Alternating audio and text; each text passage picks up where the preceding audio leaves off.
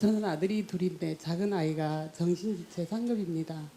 어릴 때 장염을 앓았는데 고열로 인하여 뇌가 손상되었다고 합니다. 항상 미안하고 죄지은 기분입니다. 자랄 때 성적은 엉망이고 하였지만 신체적 건강하고 일상생활에도 별 지장이 없어 좀 늦뛰는 것보다 생각했습니다. 그런데 고등학교 졸업 후 군 입대하여 6개월 만에 의과사로 제대하였고 성추행을 하는 바람에 이상해서 검사해보니 장애 상급이라 하였고 치료받으란 말이 없어 교육시킨다는 생각을 못했습니다. 그 뒤로 아들은 직장생활도 잘했고 항상 타이르기만 했습니다.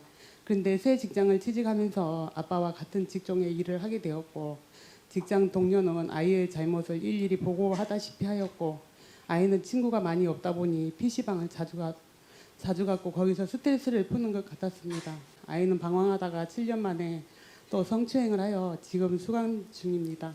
아이는 그동안 많이 힘들었지만 엄마가 걱정할까 봐 말을 못하고 PC방에서 놀았다고 하며 울며 원망을 합니다. 하늘이 무너지는 것 같고 지금은 나오면 치료받을 계획도 세웠습니다.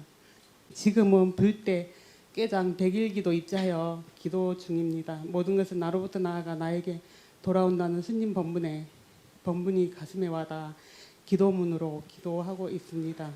스님, 전 이렇게 어려울 때마다 점쟁이를 찾아가는 이 습관을 고치고 싶습니다. 아이가 눈에 안 보이면 가슴이 두근두근하고 불안하고 걱정이 됩니다.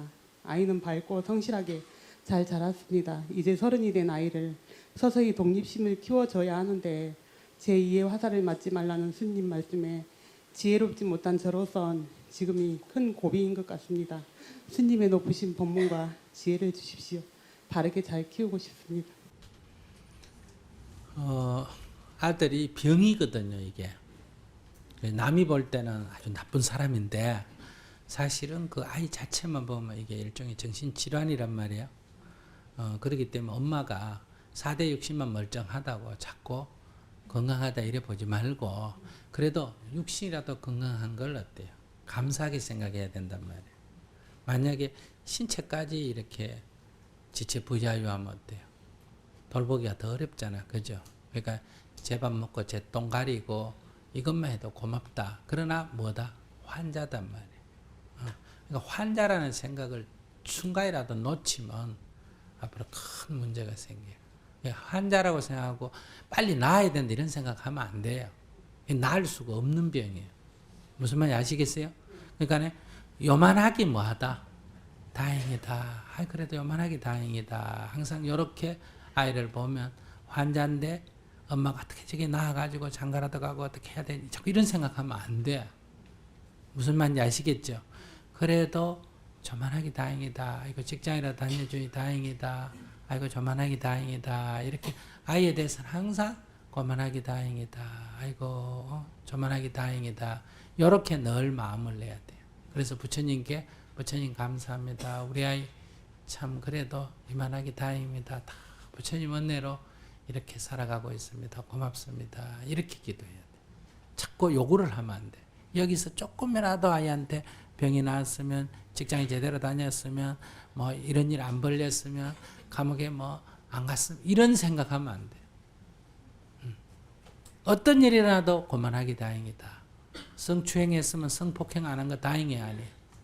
다행이죠. 항상 아이고 그래 네가 고만하기 다행이다. 고맙다. 고맙다. 자꾸 이래야지. 이러면 안 된다. 이러면 안 된다. 이러면 안 된다. 이게 문제다. 이러면 안 돼. 그저 고만하기 다행이다. 이렇게 늘 부처님이 그래도 너를 돌봐주셔가지고 그래도 참 큰 사건 안 생기게 다행이다. 이렇게 기도를 해야 돼요. 그럼 남편한테는 참회 기도를 해야 돼. 내가 당신 미워하고 원망하고 애 가지고 키울 때 했던 그게 결국 이런 불행을 자초한 원인이기 때문에 항상 남편이 뭐라 그러든 남편 그러면 안 된다. 지금도 애를 야단쳐도 그 남편에게는 아이고 당신 말이 맞소 이래야 돼. 그냥 애나 남편 중에 편들면 안 되고 그냥 남편은 남편대로 항상 내가 참회 기도를 하고 애한테는 항상 고만하기 다행이다 하는 감사 기도를 하고 이렇게 두 가지를 해보세요. 그리고 나오면 치료를 받고 항상 약을 먹이고 그걸 애가 또 무슨 일을 저질까 조마조마하지 말고 무슨 일이 저질러지면 감옥에 가면 또 가는 대로 뒷바라지 하면 되지. 그 조마조마하면 안 돼. 아니 아이가 이제 나오면 전자팔찌 끼고 나온다 그러니까 전자팔찌 끼고 다니면서 또 일을 저지르면 이제 쟤도 꼬백인데 어떡하나 하는 그 생각에 아, 너무 괜찮아. 불안해요. 괜찮아. 그래 또 죄를 저지르면 예. 전자팔찌 찍기 때문에 큰 죄는 이제 못 저질러요. 예. 무슨 말인지 아시겠어요? 예. 그러니까 성추행해서 가중처벌은 되겠지만은 예. 그러니까 그건 크게 걱정 안 해도 돼. 그러고 이제 내 자식만 생각하면 불편할지 몰라도 아이가 약간 정신이 이상으로 자기도 모르게 그런 추행을 하기 때문에 그럼 그것도 추행 당한 사람 생각하면 어때요? 마음이 아프잖아, 그죠? 그러니까 오히려 아이 전자팔찌라도 끼고 있어서 남한테 피해를 조금이라도 덜 주는 게 어때요? 참 다행이다. 그것도 다행이다. 이렇게 생각해요. 너무 걱정할 필요는 없어요. 그렇게 기도를 하시면 더 크게는 안 벌어집니다. 근데 자꾸 거기 기대를 자꾸 하면 더 큰 일이 벌어져요. 갈수록.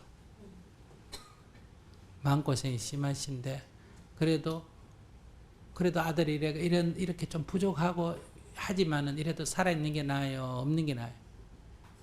살아있는 게 낫죠. 그래서 항상 감사 기도를 하면 본인이 이런 아들을 데리고도 내 인생을 행복하게 사는데 만약에 이 감사 기도를 안 하면 지금 내 남은 인생이 이 아들 때문에 근심 걱정하다가 제명대로 못 살고 죽어요. 이런 아들이 있어도 본인은 행복하게 살아야 돼, 안 살아야 돼? 제가 기준이 바로 서야죠.